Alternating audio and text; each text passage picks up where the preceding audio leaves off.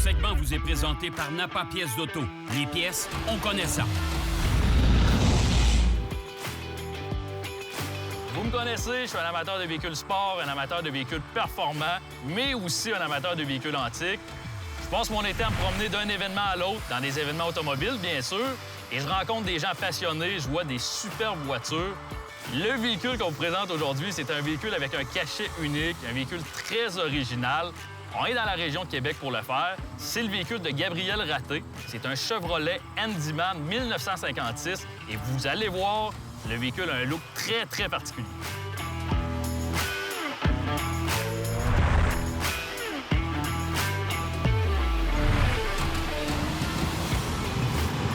Oh, c'est parti!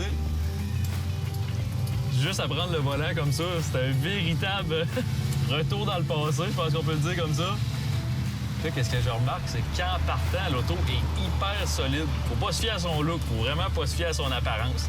La voiture, elle a été restaurée à 100 %. C'est un projet qui a pris plus de 1000 heures à faire. Donc, tout le dessous de la voiture, qu'est-ce qui est le châssis, le plancher, tout est en excellent état. La mécanique aussi. C'est une voiture qui a été revue de fond en comble. Et qu'est-ce que j'admire beaucoup, c'est le look extérieur de l'auto. C'est vraiment un art. Donner un look comme ça à la voiture. Puis là, regardez, je viens juste de peser sur les freins. La voiture qui répond au doigt et à l'œil, la pédale de frein qui est hyper solide aussi.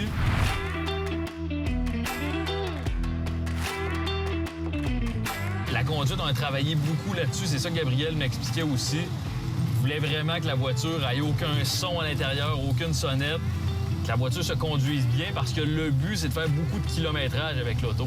Et depuis sa restauration, justement, Gabriel, son propriétaire, me disait qu'il a fait plus de 25 000 km avec la voiture.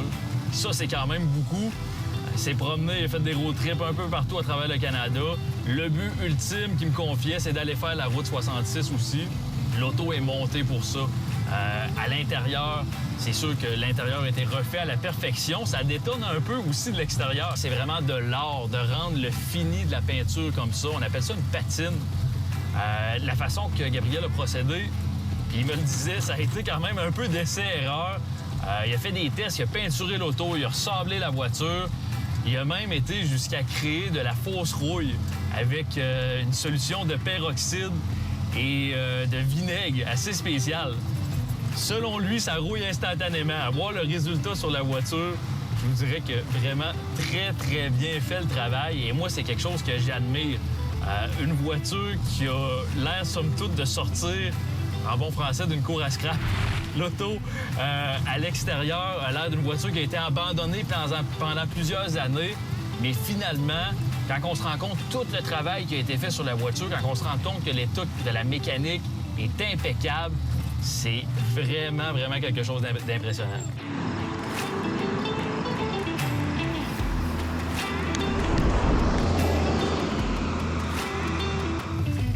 La Chevrolet Handyman a été faite en 1954 et 1958.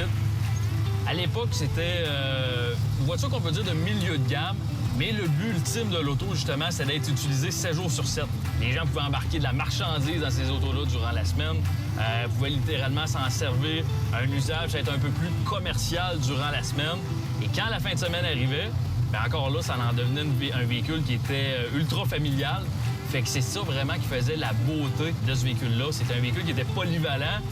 C'était comme un peu le VUS des années 50 chez Chevrolet. Au niveau de la mécanique, à l'origine, en 1956, la Chevrolet 210 Handyman sortait avec un V8 265 pouces cubes. Vous vous doutez que la mécanique a été retravaillée pour justement rendre la voiture un peu plus conviviale, la rendre utilisable à chaque jour. On a opté pour un moteur injection. C'est un moteur 5,3 litres qui donne 327 pouces cubes qu'on a greffé à l'intérieur. Moteur injection, donc la voiture qui part au doigt et à l'œil, on n'a pas de souci du tout quand le moteur est froid à faire démarrer l'auto. Donc de ce côté-là, la voiture est encore plus pratique à utiliser tous les jours. Vous allez vous douter que c'est une auto qui attire beaucoup les regards, par contre, quand on la conduit à chaque jour. Comme vous le voyez, je termine une journée de tournage encore avec le grand sourire. La voiture est relaxante et confortable à conduire. Ça me donne juste le goût de partir en road trip avec.